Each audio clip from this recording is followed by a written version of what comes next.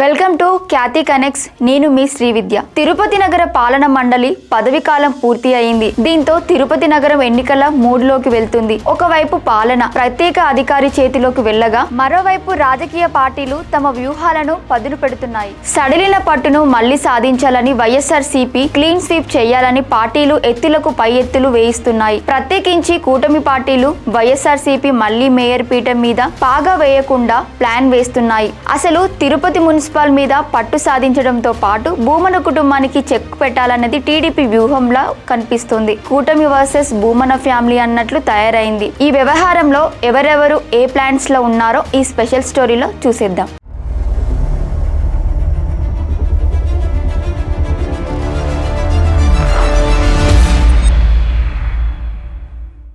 ఏపీలో త్వరలో జరగబోయే స్థానిక సంస్థల ఎన్నికల్లో తిరుపతి మున్సిపల్ కార్పొరేషన్ మీద కూటమి ప్రత్యేకంగా ఫోకస్ చేసింది. ఈసారి ఎన్నికల కూటమి వర్సెస్ భూమన ఫ్యామిలీ మధ్య తీవ్ర పోటీగా మారే అవకాశం కనిపిస్తోంది. ఇక్కడ వైఎస్ఆర్సీపీ అంటే భూమన అన్నట్లు టీడీపీ నాయకులు భావించడమే దీనికి కారణం. తిరుపతి మున్సిపల్ కార్పొరేషన్ మీద అన్ని రాజకీయ పార్టీలు ఫోకస్ పెట్టాయి. తిరుపతి ఆధ్యాత్మిక పర్యాటక కేంద్రంగా ఉండడంతో పాటు ఆదాయపరంగా కూడా కీలక నగరం. ప్రస్తుతం ఎన్నికల వాతావరణం క్రమంగా వేడెక్కుతోంది. అధికార పార్టీలు, ప్రతిపక్షాలు రెండూ తమ వ్యూహాలను సిద్ధం చేసుకుంటూ గ్రౌండ్ స్థాయిలో చురుగ్గా పనిచేస్తున్నాయి. అధికారిక ఎన్నికల షెడ్యూల్ ప్రకటించకపోయినా గ్రౌండ్ లెవెల్లో మాత్రం స్పష్టంగా ఎన్నికల మూడ్ కనిపిస్తోందని పొలిటికల్ క్రిటిక్స్ అంటున్నారు.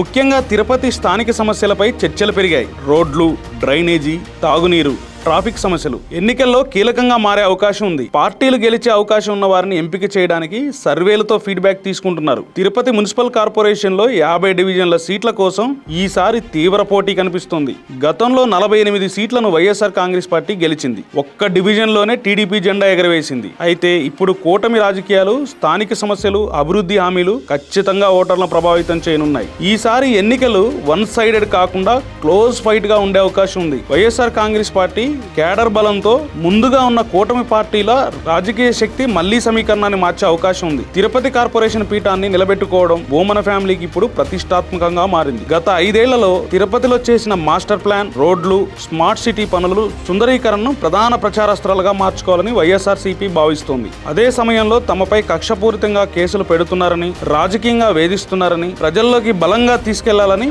భూమన కుటుంబం ప్లాన్ గా కూటమి నేతలు అనుమానిస్తున్నారు. ముఖ్యంగా ముస్లిం మైనార్టీ, ఎస్సీ ఓట్ బ్యాంకును కాపాడుకుంటూనే అసంతృప్త నేతలకు బుజ్జగించే పనిలో కూటమి నేతలు పడ్డారు. మరోవైపు కూటమి పార్టీల దశాబ్ద కాలం తర్వాత కార్పొరేషన్ పై జెండా ఎగరవేయాలని ఉవ్విళ్లూరుతున్నారు. గత పాలనలో జరిగిన భూ కబ్జాలు, టీడీఆర్ బాండ్లు, టీటీడీ నిధుల దుర్వినియోగం వంటి అవినీతి అక్రమాలను ఎండగట్టడం ద్వారా ఓటర్లను ఆకట్టుకోవాలని కూటమి నేతలు ప్రయత్నిస్తున్నారు. ఎమ్మెల్యే ఆరణి శ్రీనివాసులు జనసేన కేడర్ను, టీడీపీ ఇన్ఛార్జిను సమన్వయంతో వైఎస్ఆర్సీపీ కోటలను బద్దలు కొట్టాలని ప్లాన్ చేస్తున్నారు. ప్రభుత్వం చేస్తున్న సంక్షేమ పథకాలు స్థానిక సమస్యల పరిష్కారమే తనకు శ్రీరామ రక్ష అని కూటమి నేతలు భావిస్తున్నారు. అదిగాక అధికారంలో ఉండటం తమకు ప్లస్ పాయింట్ గా కూటమి నేతలు భావిస్తున్నారు. ఎన్నికలు జరిగే వరకు ప్రత్యేక అధికార పాలన కొనసాగించాలనేది ఆలోచనలో ప్రభుత్వం ఉన్నట్లు తెలుస్తోంది. ఈ గ్యాప్ లో గ్రౌండ్ లెవెల్లో పట్టు పెంచుకోవాలని పార్టీలు లెక్కలేస్తున్నాయి. కార్పొరేటర్ల పదవీ కాలం ముగిసినా ప్రజలతో టచ్ లో ఉండాలని అభినయ్ రెడ్డి తన అనుచరులకు ఆదేశించారని తెలుస్తోంది. అటు కూటమి నేతలు కూడా ఇంటింటికి ప్రభుత్వం చేసిన మంచిని పాంప్లెట్ల రూపంలో పంచాలని ప్లాన్ చేస్తుంది. అదీగాక అధికార యంత్రాంగం ద్వారా పెండింగ్ లో ఉన్న పనులను పూర్తి చేయించి ప్రజల నుంచి క్రెడిట్ కొట్టేయాలని భావిస్తున్నారు. ఎవరు పై చేయి సాధిస్తే వారికి వచ్చే అసెంబ్లీ రేసులో తిరుగుండదని పార్టీ నేతలు భావిస్తున్నారట.